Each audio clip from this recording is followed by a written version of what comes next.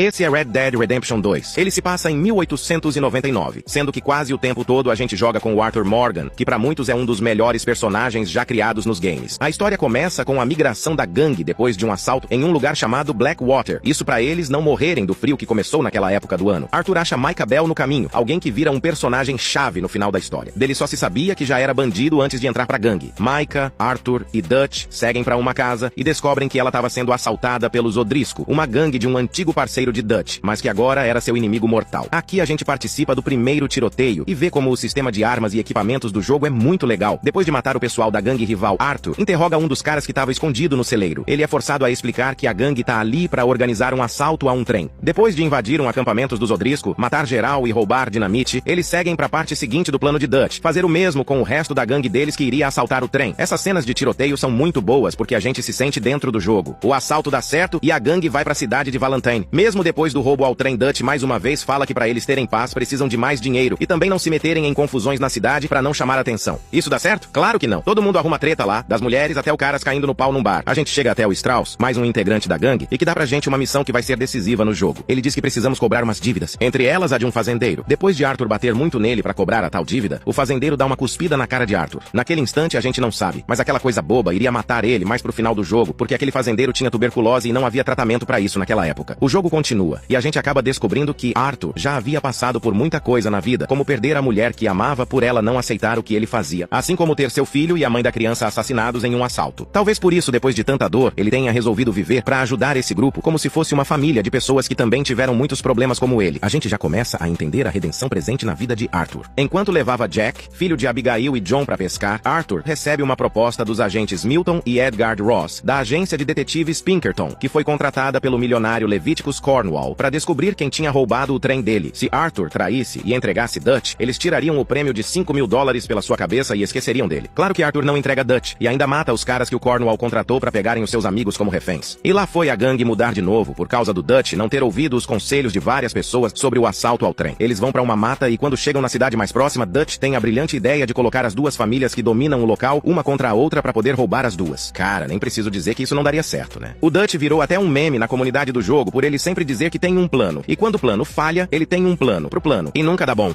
Arthur mal tinha acabado de se recuperar da surra que levou depois de ter sido pego em uma emboscada feita pelos Odrisco para capturar o Dutch e já tava no meio de outra treta. Ele conseguiu fugir e ficou um tempo se recuperando. Quando volta, é jogado no meio de um tiroteio depois que as famílias descobriram o plano brilhante de Dutch de colocar uma contra a outra. Eles acabam derrubando o pessoal da família Gray que fizeram a emboscada e vão com toda a gangue pra casa da família Braithwaite que tinha sequestrado Jack, filho de John. Depois de um tiroteio dos bons e a gangue só poupar uma mulher, a Catherine, que diz quem tá com a criança, um milionário chamado Angelo. Depois que se mudam, Arthur e Dutch vão caçar o tal cara que tá com o menino Jack. Dutch começa com mais um de seus papinhos furados. Ele até usa uma verdade pra isso. Diz que o país tá mudando e os crimes estão sendo cada vez mais punidos. O problema é que ele usa isso pra dizer que quer sair do país, mas que pra isso precisa de mais dinheiro. Dutch começa a provar que não tem nada de Robin Hood, que na verdade é só um grande manipulador interesseiro. Eles conseguem salvar o moleque sem trocar tiros, só conversando com o milionário Angelo que tinha ficado de posse de Jack. Eles ficaram tão felizes que fazem uma fogueira e cantam pra comemorar. Mas esse sossego dura pouco, porque o tal Angelo convida eles pra jantarem com o prefeito. Adivinha por causa de quem e por qual motivo? Sim, Dutch querendo mais dinheiro. O tal Angelo, como quem não quer nada, diz que Dutch poderia roubar a estação do bondinho da cidade, já que tinha muito dinheiro lá. Cara, como o dinheiro cega todo mundo a ponto deles não verem que algo tava errado nessa história. Como se não bastasse só a estação, Dutch resolve roubar também o banco. Mas eles acabam sendo encontrados pelos benditos dos Odrisco. E quando chegam na estação do bondinho, claro, tinha uma armadilha do Angelo esperando. Ele já tinha avisado pra polícia, mas a gangue consegue escapar. Dutch mete de novo a sua frase, eu tenho um plano. E lá vão eles acabar com Angelo, só porque ele queria vingança antes de assaltar o banco. Dutch tem a sua vingança, mas fazer aquilo com um milionário teve seu preço. Quando estava no assalto ao banco, quem aparece? Milton, o estraga prazer. Daí pra frente é só ladeira abaixo. Lenny e Hosea vão pro saco, John é preso, e depois de muita confusão na fuga, o resto do pessoal vai parar em um navio indo pra Cuba. Até hoje eu fico rindo porque se não bastasse isso, o navio afunda. Depois que conseguem um navio em uma ilha perto de Cuba, eles voltam pros Estados Unidos. Depois de achar a gangue que já tinha se mudado de novo, adivinha? O chatinho do Milton aparece. Que novidade. Que porra de cara chato. Eles conseguem derrubar todos e Milton foge mais uma vez. E lá vai a gangue mudar de novo. Jesus amado. Nesse momento, as coisas começam a tomar um rumo diferente pra Arthur. Depois de se sentir mal e ir a um médico, ele ouve que tem tuberculose. Sabendo que iria viver por pouco tempo, ele começa a ter outra perspectiva de vida. E começa dali uma corrida em busca de sua redenção, porque ele sabe que a vida que leva não é correta. Arthur decide dar uma chance a John e Abigail de terem uma vida nova e melhor que a dele. Ainda mais porque eles têm um filho, algo que ele perdeu e sabe como dói. Pra isso, ele teve que tirar John da cadeia contra a vontade de Dutch. Quando volta, ele toma um susto, o acampamento tá uma uma bagunça, Molly bêbada começa a criticar as decisões erradas de Dutch e do nada diz que ela é quem anda traindo o bando. Como eu disse no começo, a gangue tem uma conduta e não perdoam traidores. Apesar disso, Dutch não tem coragem de atirar, mas a Susan não pensa duas vezes e mete um balaço de escopeta nela. Que cena forte, amigos. Dutch vai piorando cada vez mais, não medindo esforços pra conseguir dinheiro e vingança, além de não ligar mais pras pessoas do grupo como antes. E começa a fazer algumas coisas até com gente de fora da gangue, como um acordo com uma tribo local que luta por suas terras contra a invasão do exército nos Estados Unidos. Ele diz que vai ajudar esse povo na sua causa, mas na verdade quer tirar proveito deles para cometer crimes enquanto distrai os militares. Arthur vai conversar com John e explica os seus planos de ajudar algumas pessoas da gangue, e ele a fugir com a família após o último grande assalto que Dutch tinha planejado. Pois é, mais um plano infalível desse líder que nunca erra. Dessa vez o plano é roubar outro trem. Mas vejam só que surpresa, dá tudo errado de novo. John é baleado, cai do trem, Abigail é sequestrada por Milton, e mesmo assim Dutch diz que não tava nem aí e vai embora com a maioria da gangue. Só a Sadie fica com Arthur no salvamento de Abigail, e a gente finalmente acha Milton, todo se achando com uma arma na mão. Ele faz uma revelação muito grave pra Arthur, dizendo que a Molly era inocente e que quem traiu mesmo eles foi o Micah. Isso é muito sério, já que Molly acabou sendo morta por estar bêbada e ter dito que era ela a traidora só pra irritar Dutch. Depois de mais uma vez Arthur quase morrer por estar muito fraco, é salvo dessa vez por Abigail. Ele vai atrás de Micah cheio de raiva. Quando chega no local, vê que a gangue tá quase toda lá. Arthur conta o que aconteceu, mas só John fica do lado dele. Todos os outros apontam as armas pra Arthur e não pro traidor Micah. Mas de repente os agentes da Pinkerton aparecem, a gangue se separa. Arthur e John seguem pra uma caverna e a gente agora tem a escolha de acompanhar John e ajudar ele a fugir ou voltar pra caverna e pegar o dinheiro do Dutch. Seguindo com John, mais na frente eles se despedem e Arthur finalmente consegue sua redenção. Só que acontece a briga que a gente sabia que ia rolar entre Micah e Arthur. Mais uma vez o desgraçado do Dutch não ajuda a Arthur e ainda impede que ele mate Micah. Que raiva que dá. Aí, meus amigos, chega a cena mais triste desse game, aquele momento que muita gente jurava que não tava chorando, que foi só um cisco no olho, como aconteceu também no momento da morte de seu cavalo, quando ele se despede e agradece a ele por tudo. Só que agora Arthur também pode descansar em paz, tendo cumprido seu propósito, sua redenção. E isso acontece do jeito mais épico possível, à beira de uma montanha olhando o nascer do sol. Cara, aquela música, aquele cenário, a perda de um dos maiores personagens do mundo dos games, tudo junto causa uma tristeza gigante. Aposto que muito marmanjo chora até hoje só de lembrar. Mas o jogo ainda não acabou. Anos depois, John, Abigail e Jack voltam pra região pra tentar recomeçar de forma honesta. Depois de brigarem e ficar sozinho, John resolve que além de ralar mais e mais, precisa investir em ter sua própria fazenda. Pega um empréstimo no banco e com a ajuda do tio e de Charles consegue realizar seu sonho e ter também sua redenção. Parece que tudo fica perfeito com sua mulher e filho voltando, e finalmente pedindo ela em casamento depois de tanto tempo. Mas como sempre, nem tudo são flores. Aquela paz é quebrada com Sadie e Charles, chegando na fazenda e dizendo que sabem onde Micah está. Apesar de Abigail não aceitar, John acha que tem que ir vingar a morte de Arthur. Mas como já era rotina, deu ruim. Depois de muita bala, Sadie e Charles são feridos. O traíra do Micah aparece e acaba pegando ela como refém. Além de traidor, ele era um covarde. Mas as surpresas não param. Do nada aparece o infeliz que fez todo mundo se ferrar sempre durante a história. Dutch chega e aponta a arma pra John. Só que do nada faz o inesperado, atira em Micah, salva todo mundo e vai embora. Sim, o jogo tinha guardado aquele momento pra nos surpreender com a redenção de Dutch, e por essa muita gente não esperava. Mas ainda tem mais uma surpresa. John não acredita quando abre o baú de dentro da cabana, acha o dinheiro e o ouro do começo do jogo lá do assalto de Blackwater. Agora sim a vida de John fica perfeita porque ele pode quitar o empréstimo com o banco. Finalmente ele e Abigail se casam e vivem momentos felizes. Em seguida aparecem os ex-integrantes da gangue tendo uma vida honesta e normal. Mas se você jogou o primeiro game, sabe que ele é a continuação do segundo, e lá John começa sendo obrigado a trabalhar para Edgard Ross, que sequestra Abigail e Jack. Então é claro que a cena final tinha que ser com Edgard, seguindo os rastros de John e chegando na sua fazenda. Mas isso é uma história para outro vídeo.